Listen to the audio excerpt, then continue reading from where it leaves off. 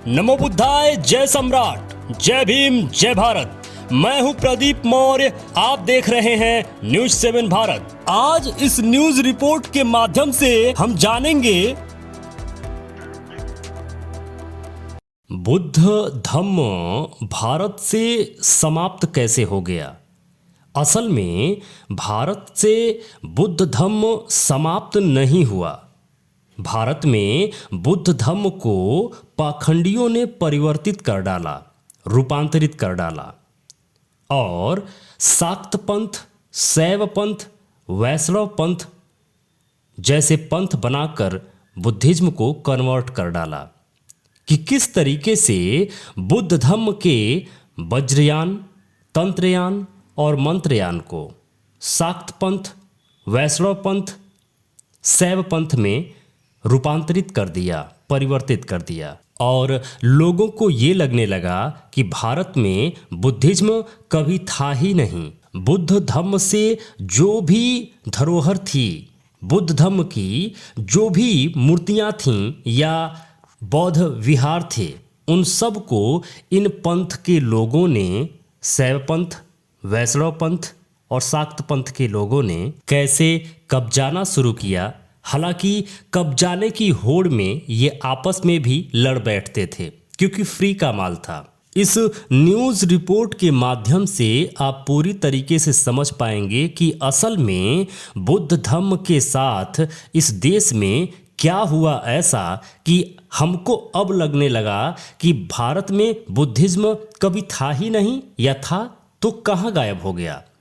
भारत से बुद्धिज्म कभी समाप्त नहीं हुआ, बल्कि उसको रूपांतरित करके, परिवर्तित करके पाखंडियों ने अपना धंधा बना लिया। इस न्यूज़ रिपोर्ट के माध्यम से आप भली भांति पूरी तरीके से समझ पाएंगे। निवेदन है, वीडियो अंत तक जरूर देखिएगा। बुद्ध धम्म में जब दो परंपरा बन गई थी, एक थेरवाद यानी हीयान, दूसरा महायान। महायानी परंपरा में बुद्ध के मूर्तियों का निर्माण होता था। जैसे आप उसे ऐसे समझिए, महायानी परंपरा में महामानव मार्गदाता गौतम बुद्ध की मूर्ति के साथ साथ तीसरी शताब्दी के बाद लगभग एक अवलोकतेश्वर बुद्ध की मूर्ति का प्रचलन बढ़ने लगा था। उसी अवलोकतेश्वर बुद्ध की विभिन्न मुद्राओं में मूर्तियों के चलते 700 ईस्वी के बाद से इस महायानी परंपरा का रूपांतरण क्रमशः वज्रयानी, तंत्रयानी को बदलकर शाक्त पंथ, शैव पंथ, वैष्णव पंथ जैसे अनेक शाखाओं में होने लगा था। रामानुजाचार्य ने अवलोकतेश्वर बोधिसत्व से प्रभावित होकर अवतारवाद की अवधारणा पर वैष्णव पंथ की स्थापना की थी। ये लिखते हैं प्रसिद्ध इतिहासकार राजीव पटेल जी वैदिक युग का घालमेल पुस्तक में। इसी प्रकार भारत में यूनानी, फारसी और भारत में अनेक मत थे जिन्होंने बोधिसत्व सिद्धांत से, अवतारवाद धारणा से अनेक पंथ बनाए और प्रतिस्पर्धा हो गई।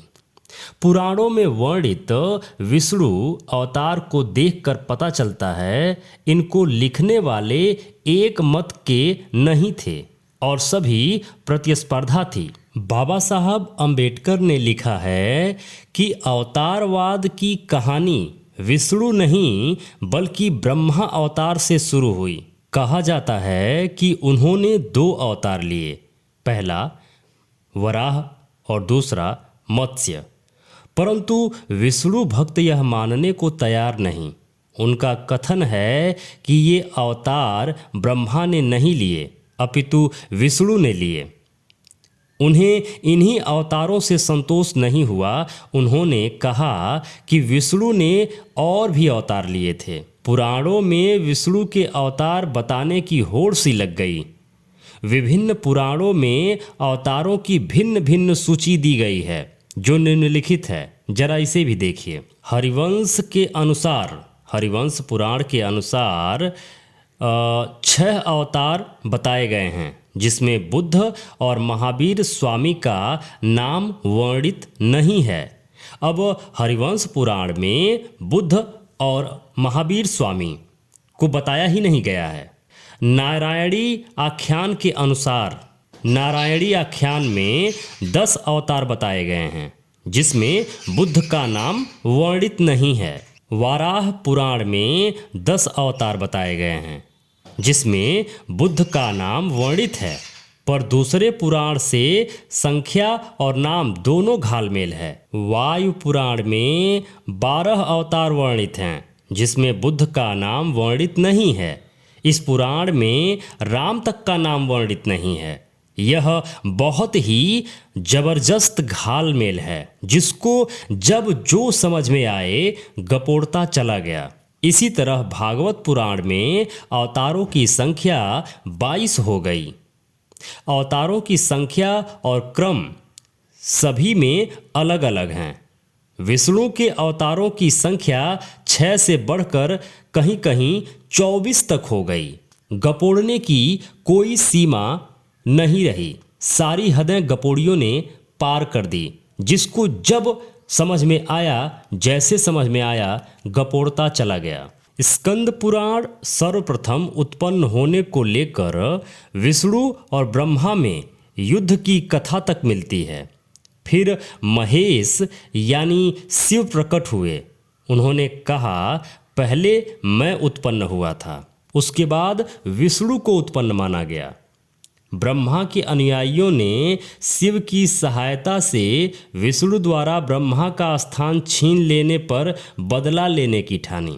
इस तथ्य से पता चलता है सभी मत के अनुयायी अपने अपने नेता या देवता को प्रतिस्पर्धा के चलते श्रेष्ठ बताना और बड़ा दिखाने का प्रयास प्रचार प्रसार में लगे रहे थे।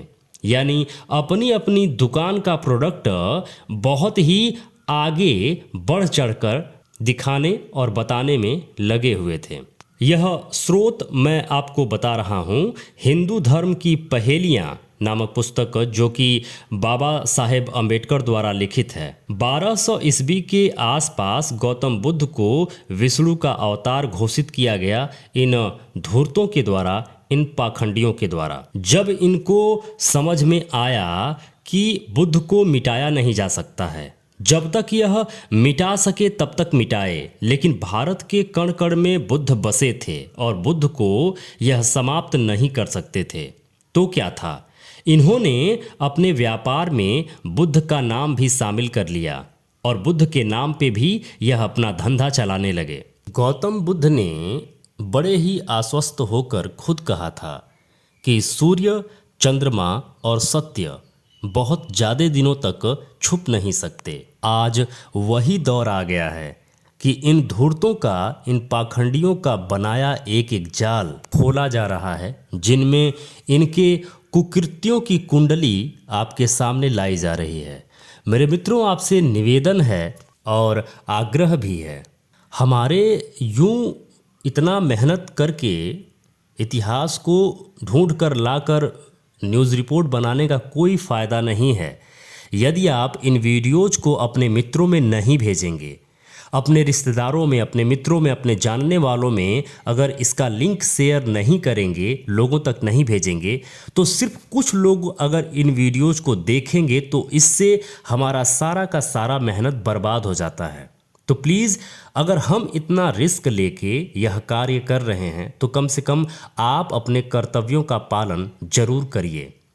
जितना अधिक से अधिक हो सके इस वीडियो का लिंक कॉपी कर लीजिए और जितना अधिक से अधिक लोगों में हो सके, निवेदन है मेरा कि शेयर जरूर करिए, ताकि अपने वो मूल निवासी मित्र जो आज भी पाखंडियों के जाल में फंसे हुए हैं और आज भी मूर्खता किए जा रहे हैं, कम से कम यह जानकारी उन तक पहुंचेगी। 1 वीडियो, 2 वीडियो, 4 वीडियो, 5 वीडियो, कुछ ना कुछ तो उनको समझ में ज़रूर आएगा और वो समझना भी शुरू कर देंगे। और जैसे आज आप सच्चाई जान चुके हैं, वो भी जान जाएंगे। आप से सिर्फ इतना निवेदन है कि जितना अधिक से अधिक हो सके इस वीडियो को शेयर जरूर कर दीजिएगा।